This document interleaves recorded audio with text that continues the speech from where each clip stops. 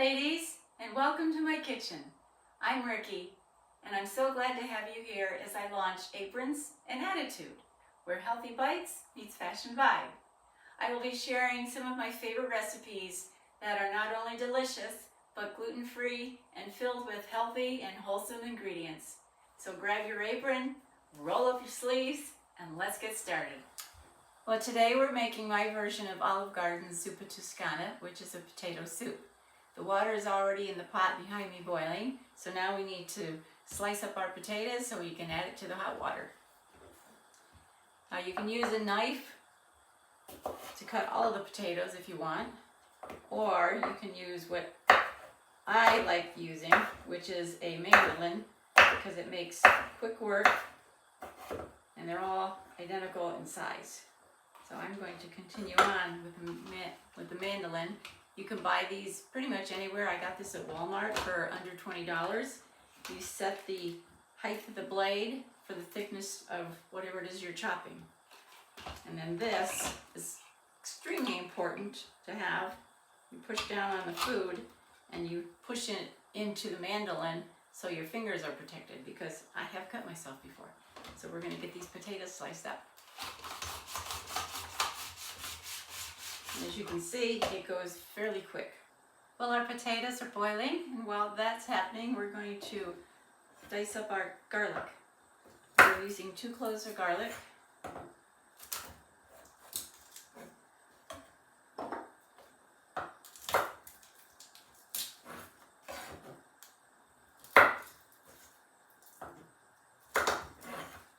And if you use a lot of fresh garlic, this is a wonderful little tool to have. You put your garlic bulb in it, you push this there, and you just squeeze down on it, and it is a little hard. And then just pull that out, put in the next one, push that down, squeeze it.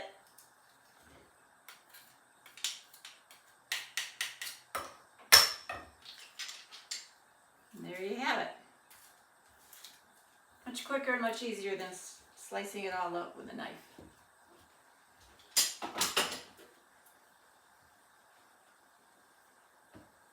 So our garlic is ready. We're going to put this over here. Our onions are already chopped. I used a medium-sized yellow onion, and those will go in after we have browned our ground beef and our bacon that we're going to use.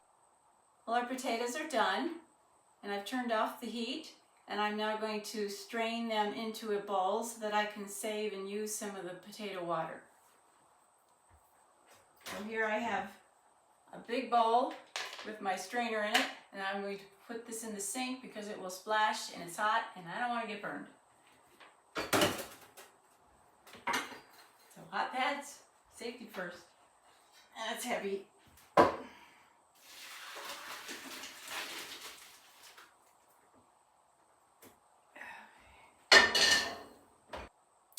Well, our potatoes are drained in the sink.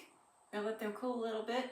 I'm now going to brown a pound of grass-fed beef in the same pan. Then I'm going to add in some bacon that's been chopped up into like 1-inch cubes. And then we're going to add our onion into that. While the meats are browning, I'm also going to add in a tablespoon of fennel.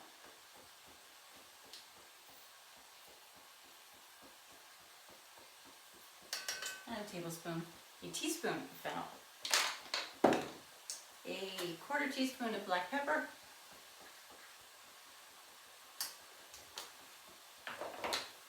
and a 1/2 teaspoon of sea salt.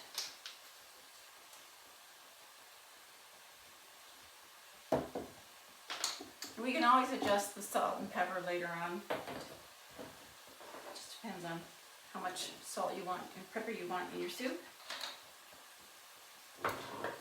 Another handy gadget to have in your kitchen is a pair of good scissors.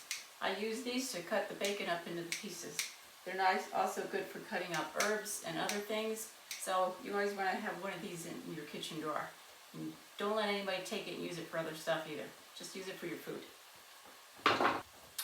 While we're waiting for our meat to brown, we're going to cut up our fresh herbs. I have sage, parsley, thyme, and oregano from my garden. And we can use our little scissors to cut these up. These will add some nice flavors to our soup.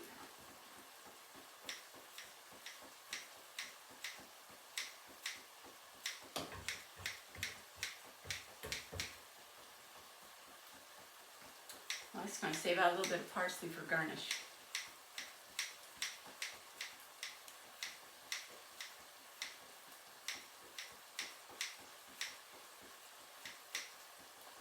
That's enough.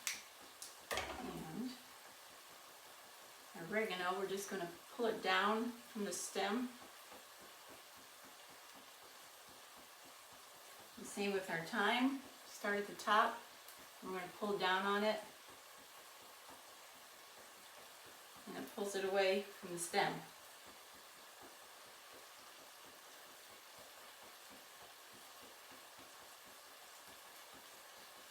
You're just pinching and pulling. And we can also chop up our fresh greens. I have Swiss chard and a little bit of spinach. I'm going to use a knife for this. We will add these in at the end of the cooking time.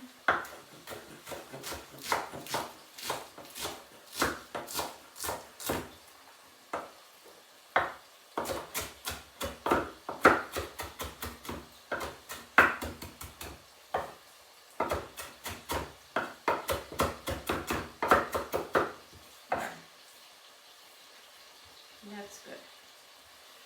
So we don't need this anymore.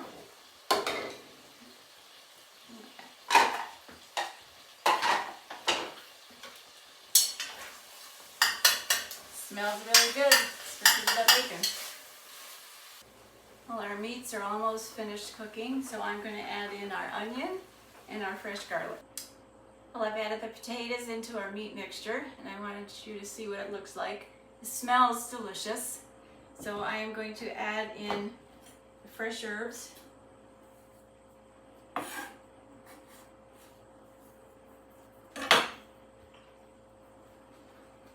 Give it a little stir.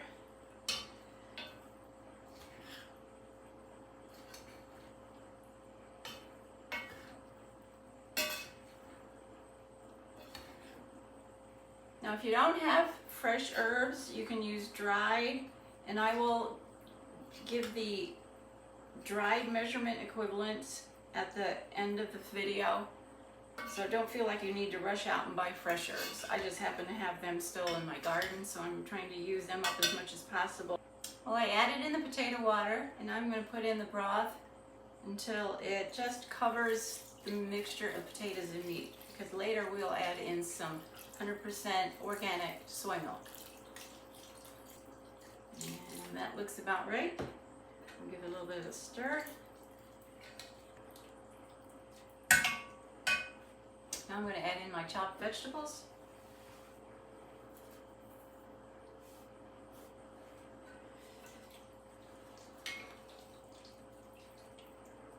Well, as you can see, it's looking pretty good. We've got some nice color going on now. So now it's time to add in the soy milk.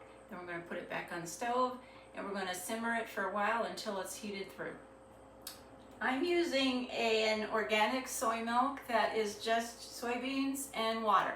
There are no additives, no artificial flavors or anything else in it. So this is a really good healthy choice when you don't do dairy. Otherwise you could use a heavy cream or you could use milk, but for those of us that need to be dairy free, this is a great option. And I'm just going to pour it in until it looks like I have about the thickness of soup that I want.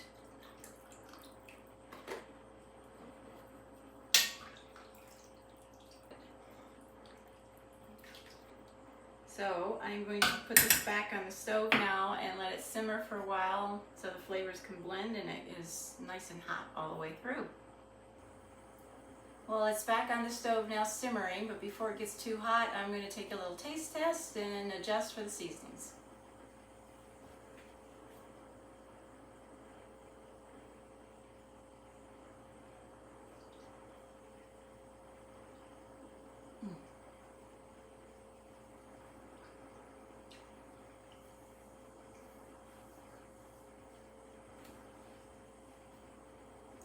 That's good. I think it needs a touch more salt. Maybe a little more pepper. So I'm going to add maybe a half teaspoon more salt. And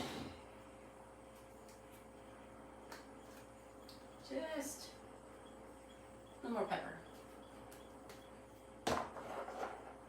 And I might even add a little red pepper flakes at the end of the cooking time, just to give it a little bit of a zing, but not too much. Well, I did decide to add a little more of the vegetable broth, and I am going to add a pinch of crushed red pepper flakes, because I'm not a fan of huge spicy foods, but it still needs a little, just a little something something. That's enough for me. But if you like spicy food, go for it. Add more. Well, our soup is done, and I've garnished it with a little paprika and some more of the parsley. So let me know what you think. Drop some comments. And ladies, I would love to see pictures of you wearing your aprons. So join me again next week as I show you how to make gluten-free French bread to go with our homemade soup. Bye.